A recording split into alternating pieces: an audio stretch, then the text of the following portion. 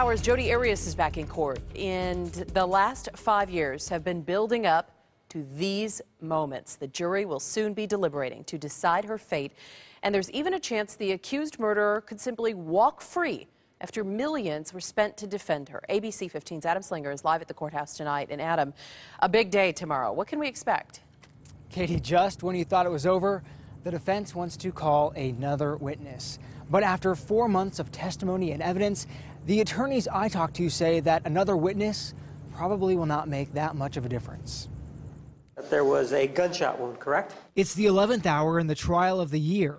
And for some, these past 4 months have felt like a year. I don't think it would have immediately incapacitated him or killed him. The most likely verdict at this point, I think, is going to be a first-degree murder verdict. I could see her walking.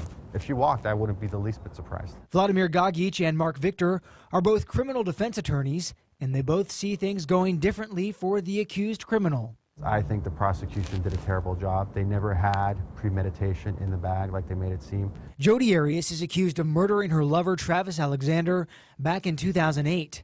She says she killed him in self-defense. If they beat the death penalty, it's a win for the defense. Victor thinks she'll get a life sentence.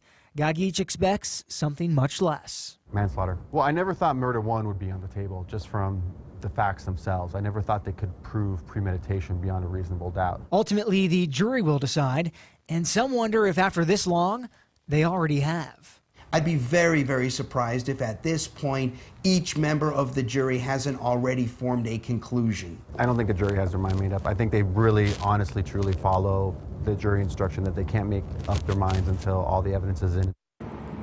And as for these new witnesses that could be coming up, both of these attorneys say unless there is a big bombshell, it probably will not sway one juror one way or the other, Katie. Yeah, they all could have a conclusion, and it could be different for each of them. So this could be a long process after they get the case formally.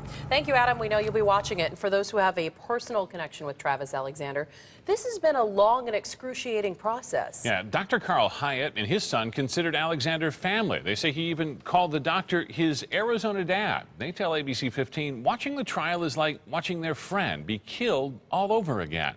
The two remember Alexander wanting out of his relationship with Arias and even predicting his own death at one point. He prophesied his death by her, saying that if you don't find me, if I don't show up to dinner, you might find me dead someplace. And we all just kind of laughed it off. Yeah, the Hyatts say Travis joked a lot, and they never thought what he was saying would turn out to be true. Remember all those people we've been covering? You see the commotion involved just in getting a seat inside the trial. Well, we talked to some regular court watchers tonight, and they plan on being there at 2 in the morning to secure those spots for these final days. Yeah, the good news for you, don't have to go anywhere to see how this plays out. Just head to abc15.com and watch a live stream starting at 9. Right now, we're hearing from